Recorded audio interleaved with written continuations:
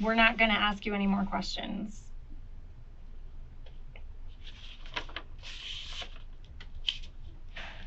There's no tears coming out of your face. I'm very dry right now. You're dry? This is Eugene Gligor, and right now, he's putting on a show for detectives. The problem? They already know the truth. I don't know what to say. I have no recollection. I have no memory. I don't know what to say. I don't know. I wish I could tell you. I don't know. I don't know. I don't understand. 23 years earlier, another man sat in this same position, grilled over a murder that would soon go cold. What neither of them knew is that the case would come back to life decades later, and one of them would finally break. She can be, I hope I'm not shooting myself in the foot on this one, but she can be demanding. I wouldn't say argumentative, but just demanding of my time and where I've been. And I'll just tell you one thing, you've got the wrong guy. Facts don't lie, Sandy. People do. I'm just... Facts don't. How would my DNA be there? That's what we're trying to figure out. Just after 8 p.m., police respond to a welfare check at a home on Bogley Terrace. Inside, they find Leslie Adams, 41, lying unresponsive on the floor. She's pronounced dead at the scene. There are no signs of forced entry. Her purse, jewelry, and car are untouched. Nothing was stolen. Leslie's husband, Sandy Adams, tells detectives he last saw her the night before. He says he stayed elsewhere after an argument and couldn't reach her the next day. Detectives note inconsistencies, but without physical evidence, no charges are filed. The case goes cold. Over time, investigators recheck tips, re-interview witnesses, but leads run dry. Leslie's daughter, Lauren, grows up with unanswered questions. 20 years later, forensic science provides a breakthrough. DNA collected in 2001, previously unanalyzable, now shows a male profile. It does not match Sandy. The DNA points to someone connected to the family at the time, Eugene Gligor. 23 years later, detectives bring him in. Finally, they want the truth. So now that that's out of the way, we are from Montgomery County. We actually work in the cold case unit. We investigate crimes that have been unsolved for quite a period of time. We investigate homicides and rapes. So we were working on a case that came from Chevy Chase. And when we were going through the case file, your name was in there as someone that was related to the family, whether we have a big list of people, but friends, family, something like that. So do you recall back in 2001, Leslie Preer? Yes, that she was murdered, Yes. Yeah. Okay, so that's the case that we are investigating. So you went to BCC with her daughter at the time? Correct. Is that correct? Okay, and what was your relationship with Lauren, the daughter? We had dated. Okay, and when did you guys date? Do you remember years? Exact dates, I'm not entirely sure. Were you in high school or was it after high school? Yeah, it was high school. Yeah, I'm not exactly sure. Maybe like 1994 to 1997 or something around there. Okay. Eugene remembers some details perfectly, but forgets other important parts. Every gap raises suspicion. From your dates of birth, I can see you're a little bit younger than Lauren. So was she already graduated from high school, or were you guys both still in high school when you guys were dating?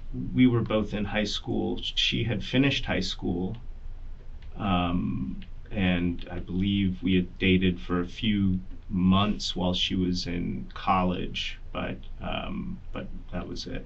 Okay. So back then, when you guys were dating, where did you live?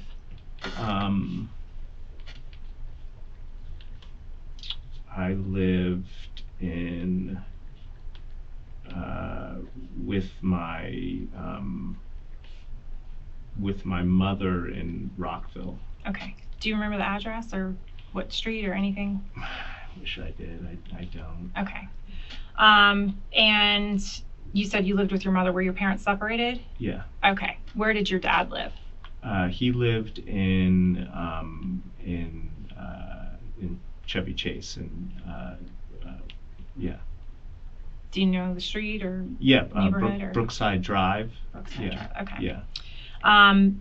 And so you and Lauren had dated well before her mother was killed. Do you remember, like, were you still in touch with Lauren when this stuff happened to her mom? No, we had broken up a couple years before, at least, maybe longer. I'm not sure. And I believe I reached out just to send my regards, and maybe saw her a couple times, and but that was it. Okay. Do you remember how you found out about it? I remember I was at work, and I believe she had actually told me that she had come into where I was working at a restaurant, and she had told me that what had happened. What restaurant was that? Do you remember? It was a restaurant called Black's Okay. in Bethesda. Okay.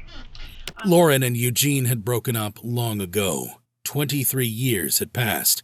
So why is he suddenly sitting in an interrogation room talking about events from decades ago?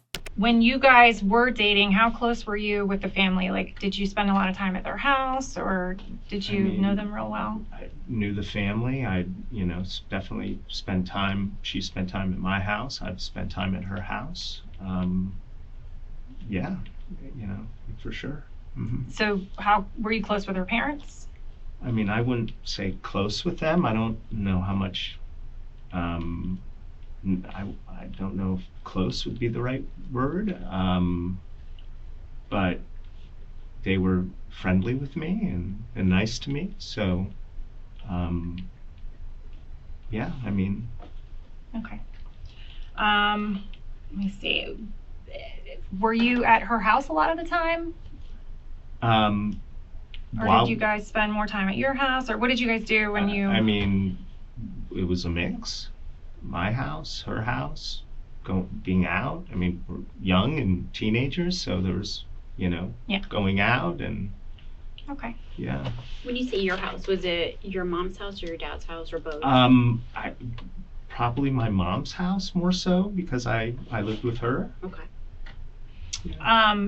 When you found out about Lauren's mom, do you remember who you were dating at the time, or were you dating anybody? I don't recall who I was dating at the time, but yeah, no, I'm not 100% certain. Okay. I mean, I had been dating, but I'm not sure. He plays innocent, confused, baffled. I don't know. I don't understand, he repeats. Okay. And so you were working at a bar. What else was going on in your life at that time? I can't recall. I mean, were you working, or were you in 23 school, years college, ago. or? I worked. I think I was taking classes in college at the time. Where did you go to college? Montgomery College. Okay. In the Rockville or Tacoma Park? But I took classes at both. Okay. Yeah. And when you were younger, did you ever get in any trouble with the police or anything? Not particularly, no. Okay. Yeah, not that I can recall. Okay.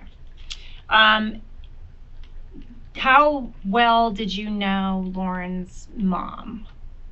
Like, was there ever any kind of a weird relationship between you two after Lauren? No. Okay. I mean, I wasn't in touch, so I don't. Okay. So you were never like dating Lauren's mom or anything like that behind the scenes? No. Okay. I wasn't ever in touch. That. Okay. But those who lived with Eugene describe a different man. After Leslie's death, he built a new life, married again, changed jobs, battled alcoholism. His ex-wife says he could be charming in public but chaotic at home, drinking to blackout, ignoring boundaries, leaving her afraid enough to seek a protective order. By the time detectives arrested him in 2024, she hadn't seen him in years, but said there were things about him she didn't miss. In August of 2015, about 10 months after we met, not 11 months, I'm not good. I'm not checking your math. he was drinking much too much. Okay. And he was never violent toward me. He was never violent toward my animals. He had a cat, was never violent toward the cat, but he was an alcoholic and he would drink and then pass out. And it was just a mess, and it was really very, very sad. And so I said at that time, it's me or rehab. Pick what you want to do. And he went to rehab. So what's curious to me is that I visited him when he was at rehab and he was doing really well. We went to couples therapy together. Nothing like this ever came into play. Like that's why I feel like I'm like, this is crazy. Yeah. I feel like I can offer you a lot of opinion. I don't have any real, I'm hesitant to say anything because I don't want to say something that's going to be used incorrectly or how I'm not intending it. I would have never thought him capable of something like this. Like I said, there's a lot that I did not want to be married to. There's a lot I didn't want to be in a relationship with. I felt scared when I went to do the protective order. It was actually because he had threatened my boyfriend at the time and was in what had been handed over to me as my home. He had moved out and he showed up to take like a sound bar. We were still dividing assets, but he was supposed to let me know and get my approval before coming over, and he just came in. And it was very scary, and I ended up calling the police. And I ended up leaving that house that night. I did not stay there again because I was afraid of him. Yeah.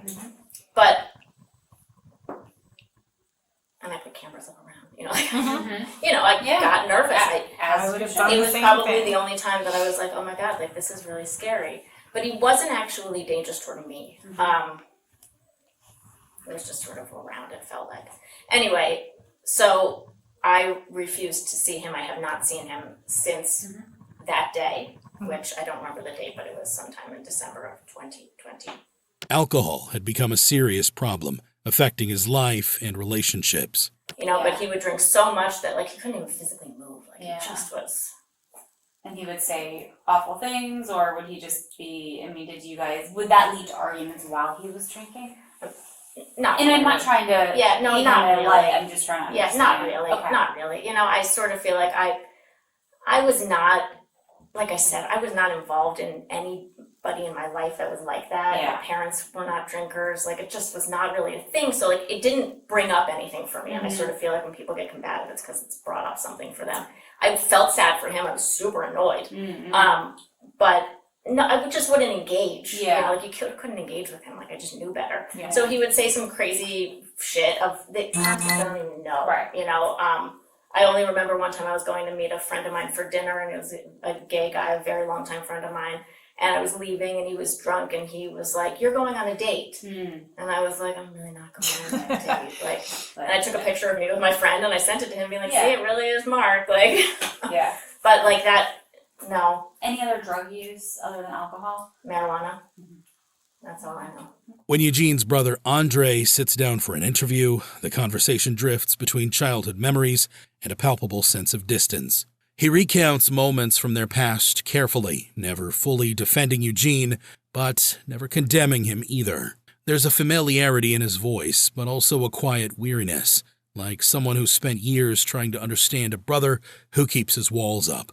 Andre touches on old tensions, routines that never really changed, and hints at a weight Eugene always carried, a burden he never shared, leaving Andre to piece together the parts of a man who remained partly a mystery even to those closest to him.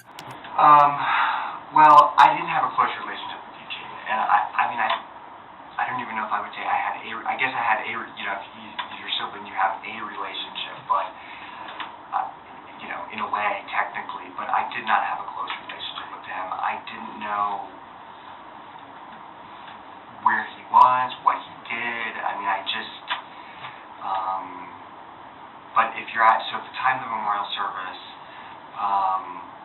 you know, and I was also in university or at that point, and I just, there was, but even if I wasn't, I didn't have a, I mean, I was going to say I was a bit busy, but at the same time, even if I wasn't, I didn't have a, I just, we didn't have, just, we didn't have a kind of relationship, and it,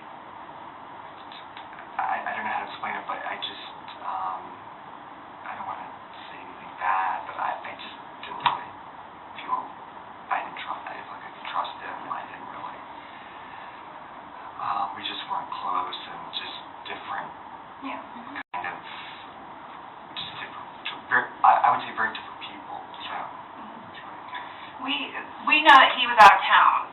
We have like records and things that show that he wasn't in the area at all during the time of the service and things like that. And we thought that was a little bit peculiar because, you know, it's your ex-girlfriend's mother got murdered. That's very serious. I would definitely want to, you know, be there. And obviously you felt compelled to go. Yes. So that's one of the main things that we're kind of confused about, like why, you know, why would he distance himself so much if there wasn't a reason for it? And we were just trying to figure out, like, if you remember anything about that time, or if there was anything that was said, or... Not at that time, no. When asked how Eugene reacted to Leslie's death, Andre admits he was confused. It does strike me as peculiar that he didn't mention it to me either, so it's just kind of like, I mean, I knew, I was at the memorial service, I knew, I knew that she had been murdered from the memorial service, but I didn't know that I didn't know why, I mean, I wasn't really thinking, it just didn't happen, that we had a conversation about that. But as I think about it now, it's like, you know, Who do you recall having conversations with about Leslie's death? My father. I mean, we would sit and play armchair, you know, what is like true crime, like, you know, what do you think? What do you think happened? You know, and the main thing at the time, we all thought, I mean, most of us, the father. Everybody thought that.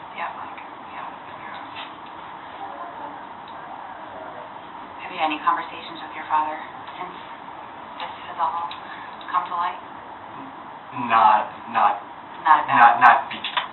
Before this is, I mean, before, right after, you know, in the weeks after the murder, we would talk about, like, you know, what happened, or suspected the father, or, you know, was it some sort of a burglary that, you know, we would kind of go through the whole, you know, the scenarios, and, but then we didn't really talk about it after that. Well, then I moved out, so I moved out in August of that year, in August 2001, and then it was never, I don't recall ever talking to him about it until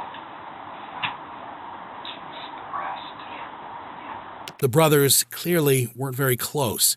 Were you afraid of your brother? Can I answer that? Of course. Well, I guess we should define what afraid means, because there's different levels of... Did your brother ever assault you? Or No, not physically, no. Did he ever threaten you?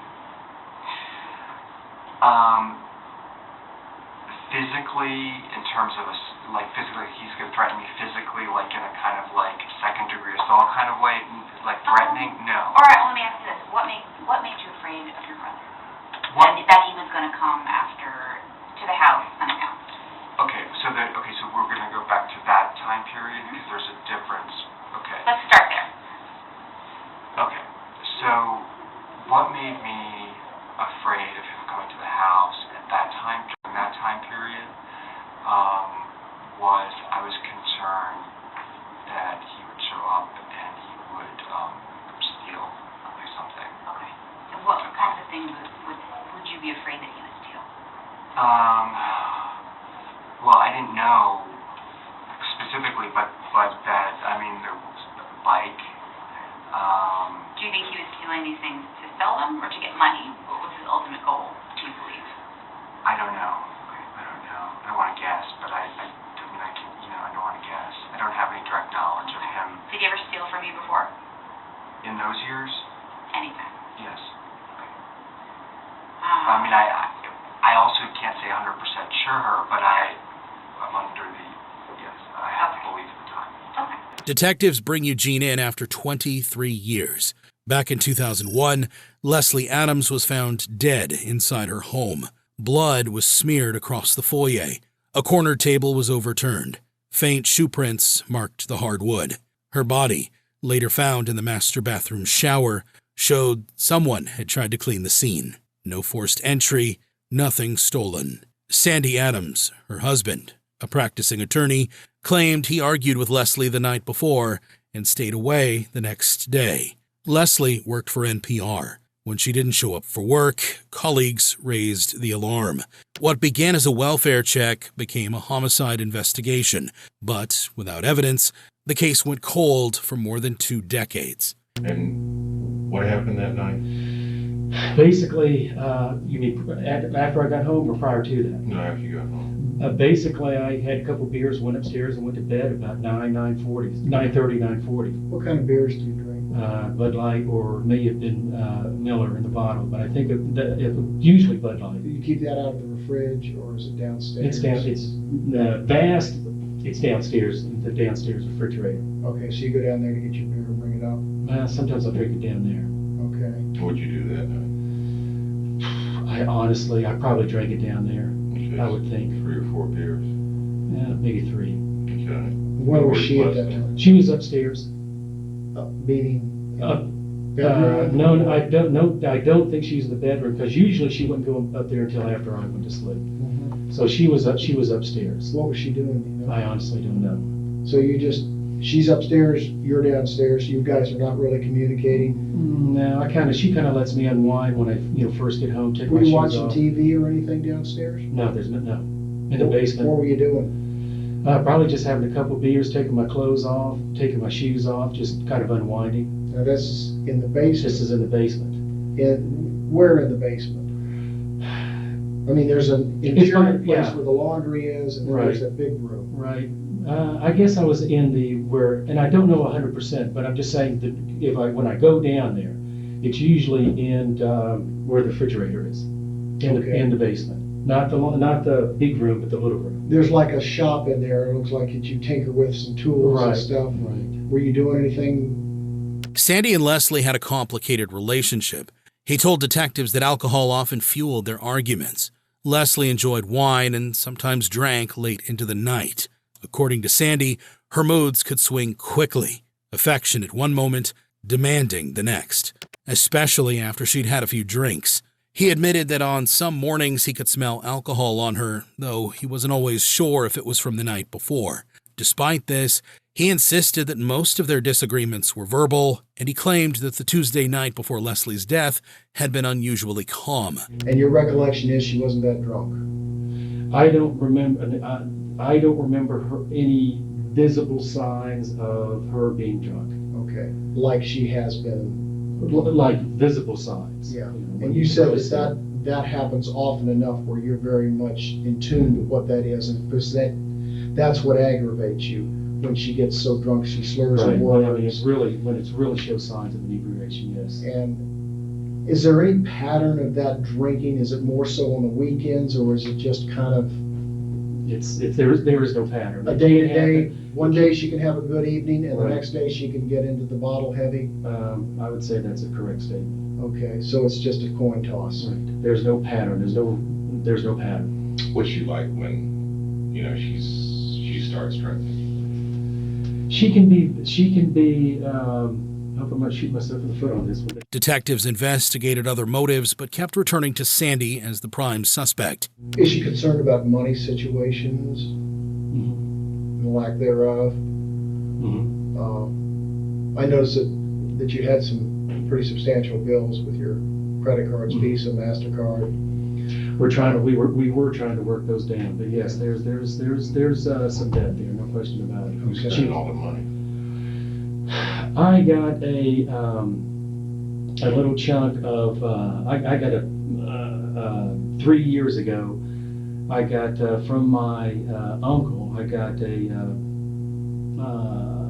a gift because my aunt died, and it was $100,000. And I worked, not as much as I should, so I was kind of using that money, but the vast majority of the debt came from schooling and from medical bills. Detectives were starting to focus more on Sandy. All the inconsistencies in his statements, combined with the complexities of his relationship with Leslie, painted a troubling picture. In their eyes, Sandy was slowly becoming the prime suspect. Yet, Sandy himself had suspicions about who might have committed the murder. He pointed to one of Leslie's co-workers, a man named Brett, suggesting that perhaps the crime had originated elsewhere. Okay, this is where Leslie felt that Brett kind of singled her out. And again, this is these little things. The point in the case was that every Tuesday they have a meeting. And if Leslie wasn't exactly wasn't exactly on time every single time, but she wasn't more than 10-15 minutes late for work.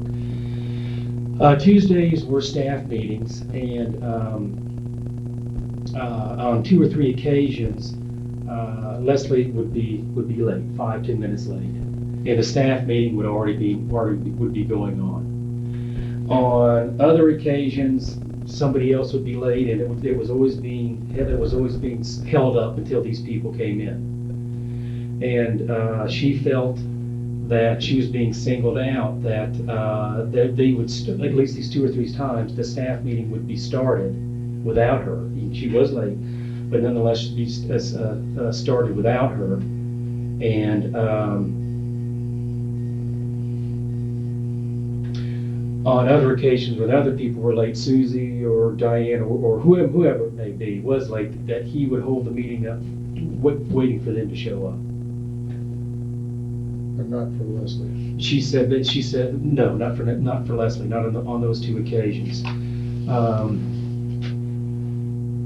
Again, on a couple occasions, Brett drove her home. He probably was doing it to be nice, but anyway, on a couple occasions he drove her home.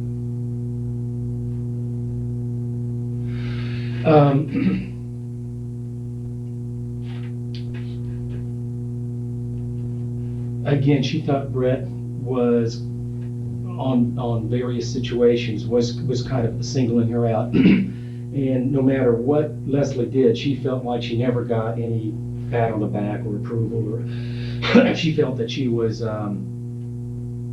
Wasn't appreciated? Wasn't appreciated, a little bit demeaning when she went in there, and it was always she really didn't like working with Brett because she felt that she was being singled out. On one occasion, there was a Christmas party. I think it was 2 years ago. It was at one of the salespeople's house. Brett came in real late because he was upset the way the staff work was working, or was doing things. He came in for about 5-10 minutes, and then he left the party upset. And a Christmas party and things like that. I just thought that was a little strange. Were you there? I was there, yes, sir. Do you have any idea why he was upset? Brett, in my opinion, for what Leslie, I think he was just kind of a control freak. He wanted to have control. I think he wanted everyone to know that he was upset, and came to the party, stayed there 5-10 minutes, and then left. Was really lambasting the staff during that time or at that time. And Christmas party and all that, I just thought that was kind of strange. But the detectives weren't convinced. Well, what you've described really doesn't I know, I understand. Doesn't lead to the level I know. of a homicide. I understand it, it's just that it's. Maybe letting the air out of your tires. That would Exactly, be about it. exactly. Like I said, I feel kind of stupid talking about this, Well- but Brett was on, and I don't know whether it was paranoid, I don't know if it was workplace paranoid or whatever, but I do know it was a topic of discussion. They viewed Sandy's accusations with skepticism. Domestic disputes often skew perceptions, and it was possible that Sandy was trying to redirect attention to fabricate a story that would cover his own tracks. Weeks later, detectives called him back in. This time, their questioning was relentless. Every pause, every vague answer only made them lean harder, pressing him for a confession. Sometimes doing the right thing ain't easy. Sometimes it takes a whole hell of a lot of intestinal fortitude to go on and do the right thing. To suck it up and to admit to it, and so you can move on. And that's what you really need to do. For you and for Lauren, especially for Lauren.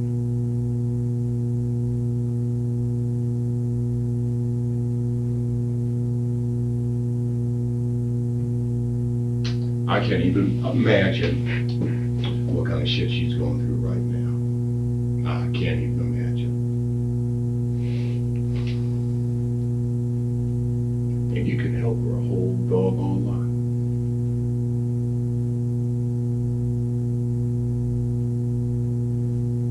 And I know you want to. Because I know that, like, deep inside, down inside, you're a good person, okay? Bad things happen to good people. Happens all the time. Life ain't fair, okay? It's number one of Bill Gates' rule book, right? Life ain't fair, get used to it. And they lean on him more. And I'll just tell you one thing, you've got the wrong guy. Facts don't lie, Sandy. People don't. Facts don't. Eventually, Sandy reached his breaking point. I would love to be able to say you didn't do this. I really, honest to God, would. I'd like it to be some other asshole out here with a record of that kind of behavior. But that's not the way this is playing out. And that's not the way it's going to play out. We all know who's responsible. It's just a matter of getting to the truth of it all and having you explain to us what drove all this. Give us a break. Give yourself a break. It's got to be a living nightmare.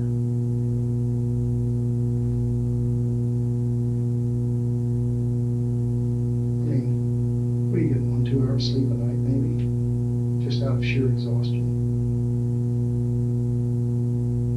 How long can you keep your job doing that? It's going to tell on you. People at work are wondering. Your family's wondering. Everybody's wondering. And they're reading the papers and they're not seeing anything about police picking up some stranger or something like that. They're all intelligent people. They don't have to be rocket scientists. They don't have to be police detectives to figure out where this is headed.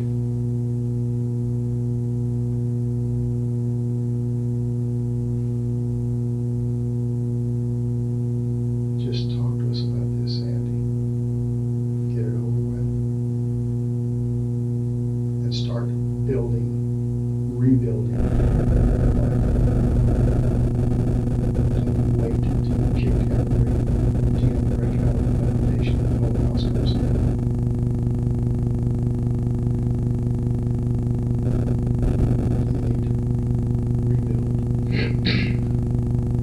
This is as low as it's going to get.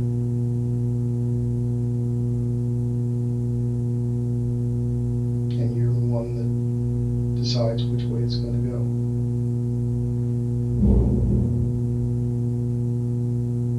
And I'm just asking you to comprehend, understand all this. gonna happen.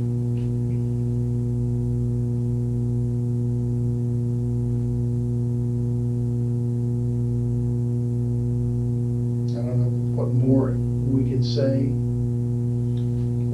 what more we can do.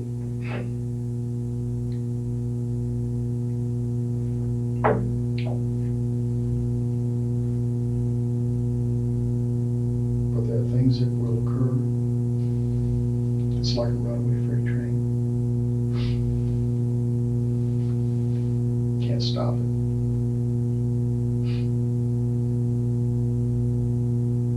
You can get all the advice in the world, cannot stop it from happening.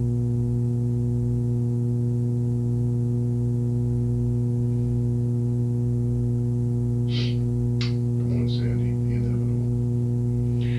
Let me say this. I'll stay here all night with you guys and listen to you talk.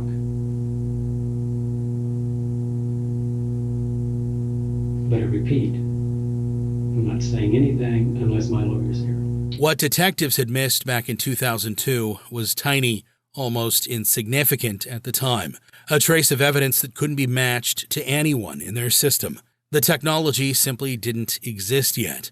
Over the next 20 years, forensic science evolved, DNA databases expanded, and lab methods became sensitive enough to extract profiles from samples that once seemed useless. When investigators finally revisited the old evidence, that forgotten trace led straight to a name they already knew: Eugene Gligor.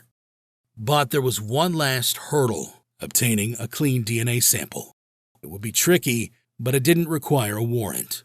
So the reason that we wanted to talk to you is because a lot of the people whose names are in the case file, they've been interviewed throughout the years, and they've been asked to give DNA samples to compare to DNA from the crime scene.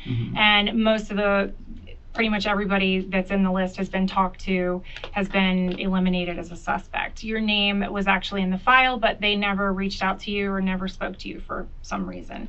So that's why we wanted to reach out to you and see if you remember or recall anything about the time when Leslie was killed, anything that you remember about your life at the time that could be relevant, any relationships you had with the family or anything like that. I really don't recall. Okay. So from the crime scene, we have DNA from the person who was there when Leslie died. So there's Leslie's blood all over the place, obviously, but then there's also another DNA profile that was picked up from the crime scene. And we had put that into CODIS, our database from the National CODIS DNA Index System, and it has never hit. So whoever was there, whoever's DNA was also on the scene, has never been arrested. And that's why we were going through doing all of these elimination DNA samples to find out, okay, well, this person couldn't have done it because we matched their DNA to it. So we realized that they never talked to you, never did anything, and we wanted to find out more about you and if there was any kind of situation where you could have been at the house at that time. I'm a little confused. So to find out more and talk to me, why not just call me and ask me to come in and talk to me versus have marshals come and arrest me and bring me in? I'm just confused as to why that's the case. Well, because we needed to talk to you in a controlled environment, and because there's a little bit more to it than what we've told you so far. Could you tell me? Well, we're getting there. I'm trying to give you an opportunity to be a little bit forthcoming before we. I mean, I feel a little bit trapped here. Well, you're under arrest, so you should feel trapped. Right. Okay. The walls were closing in on Eugene. In the interview room, his words began to spill faster, like he believed talking could outrun the truth. But the truth was catching up. And so I think that having a lawyer would be the best for me in my interest at this point. That's totally fine. And we don't have to ask you any more questions, but we are going to just tell you some stuff. Okay? So from the crime scene, the DNA that was taken, we actually have a sample of your DNA, and it was compared to the crime scene DNA, and it matched. So We know that you were there at the time when Leslie But died. I never gave a sample of DNA. That's correct. We obtained a sample from a discarded water bottle that you drank out of. So you were followed, and we collected it after you discarded it into the trash, and it was swabbed and it was compared. So your DNA matches the crime scene DNA. I don't know what to say. I have no recollection. I have no memory. I don't know what to say. Okay, well, that's why we wanted to talk to you, to find out if there's any other explanation. But we can't ask you any more questions if you want a lawyer present. Yeah, I think I should have a lawyer present. I don't know what to do or say. It doesn't make sense to me. So I don't know. I don't know what to do. Do you have a lawyer that you... No. Okay. I don't have to call. I don't know. I probably would call my girlfriend and ask her to help find. I don't know. You know, we wanted to try to see if there was another angle or another side to this story, and I mean, you know, we know why would that my DNA be there? That's what we're trying to figure out. So I don't know. I don't know. You know, I mean, I was in the house, but it was years before. Correct. You know, when I dated her. Correct. I don't know. I wish I could tell you. I don't know. I don't understand.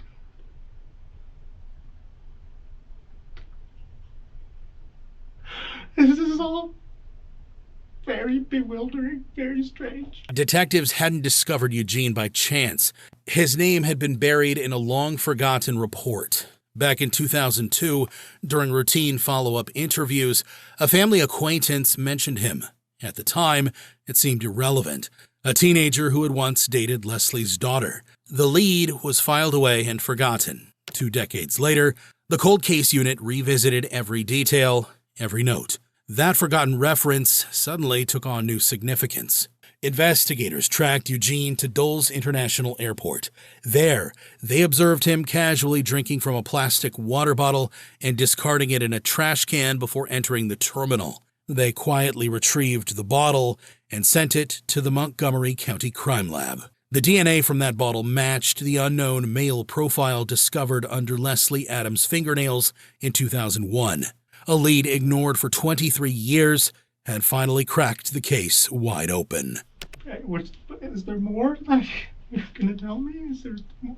I mean, we've told you plenty. We can't continue to ask you questions. if you want to keep talking, we can. But if you want to stop, you have to let us know for sure. Yeah. We can tell you more about, what we think happened. I mean, what you think happened, I don't know. I can't verify. I don't know. I don't recall. I don't have any memory. I didn't do anything that you're talking about, so I don't know. And I don't feel like I can... I don't know how to answer and go into... I don't want to incriminate myself with questions. You guys are professionals. I'm not. I don't know. I really do think I need an attorney. I need to use the phone, and I need to call someone, and I need legal representation before I respond to anything else. Okay, that's fine. We're not going to ask you any more questions.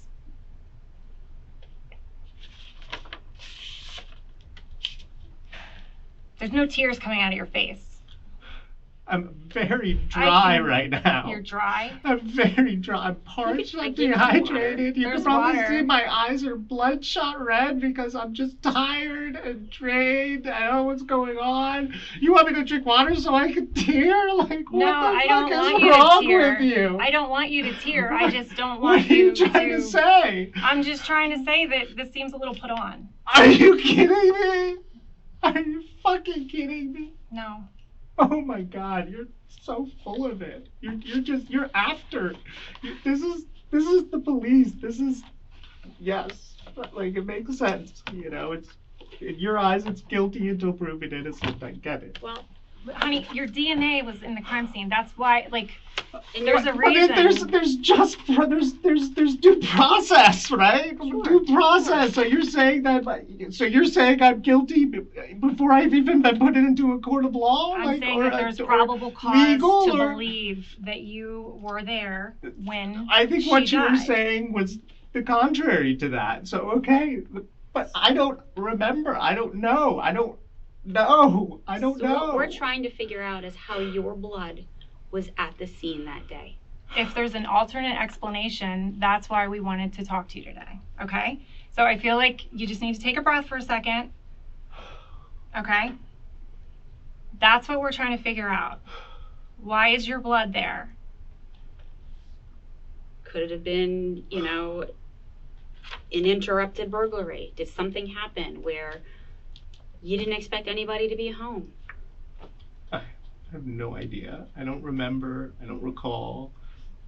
Again, you're asking me questions that I don't know. I'm not and asking I you a asked question. you did. You just asked me a question, and I asked for legal representation, and you guys are very smug looking at me like I've done something, and of course it's innocent until proven guilty, right?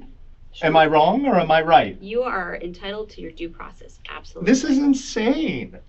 This is insane. I really don't know what else to say other than please allow me to, you read it to me, right? That Yep. I am allowed legal representation. Absolutely. This would be the best thing for me to do right now. We I are don't not going to understand. ask you any more questions. Nope. You said you wanted to know more, so we were telling you more. I'm sorry. I'm really on edge and I can see. upset and Yeah. yeah. Okay. You would like legal representation? That is absolutely your right. We will not ask you any more questions. All right? Detectives no longer needed to question him. The evidence spoke for itself. But Eugene kept talking anyway, nervously filling silence with words that could no longer change his fate. I'm really confused and I'm really at a loss, and I don't know. I don't have any recollection of being involved with any of this. You keep saying you don't remember and you don't have any recollection. Well, but if somebody was I mean, not involved, it would be an adamant, I didn't do this. I didn't do it. I definitely didn't do it. Like, this is absolutely, this is, I've been an alcoholic in recovery for years now. I've been sober for years. And there are many, many times in which earlier life wasn't great. Abusive father, issues that, but at the same time, this isn't something that I know I didn't do it. I know I wasn't involved. And I just don't understand how this has come to this. I really wish I knew. And I really wish I could give you some answers and give you more feedback from an honest perspective, because I just don't know. I don't know either. That's why we wanted to talk to you. I don't know why your blood is there also. I don't know.